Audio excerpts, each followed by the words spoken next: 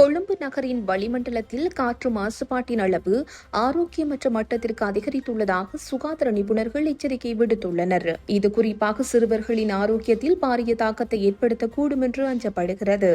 நேற்றைய தினம் கொழும்பின் மைய பகுதியில் வழித்தரச் சுட்டு 144 பதிவாகியுள்ளது. எனினும் பாதுகாப்பான அளவு 50க்கும் குறைவாக இருக்க வேண்டும். 100க்கு அதிகமான பதிவுகள் ஆரோக்கியமற்ற சூழலை குறிக்கின்றது. இது தொடர்பாக சிறுவர் நல மருத்துவ நிபுணர் டாக்டர் மகேஷாக விஜயவர்தன கருத்து தெரிவிக்கையில், மாசுபட்ட காற்றை சுவாசிப்பது சிறுவர்களின் நுரையீரல் மற்றும் மூளை வளர்ச்சியை பாதிக்கும்.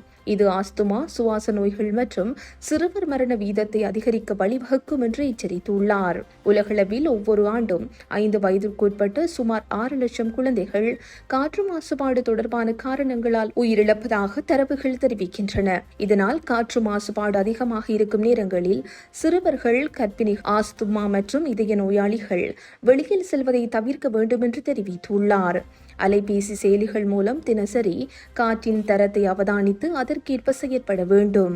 காற்றில் உள்ள மிக சிறிய துகள்கள் சுவாசப்பை மற்றும் இரத்த நாளங்களுக்குள் ஊடுருவி பாரிய நோய்களை உண்டாக்கும் என்பதால் அவதானமாக இருக்க வேண்டும் என்று நிபுணர்கள் தெரிவிக்கின்றனர். உலக சுகாதார அமைப்பின்படி உலக மக்கள் தொகையில் 99% மாசுபட்ட காற்றையே சுவாசிக்கின்றனர். இது ஆண்டுதோறும் சுமார் 7 மில்லியன் முன்கூட்டிய மரணங்களுக்கு காரணமாக அமைகின்றது.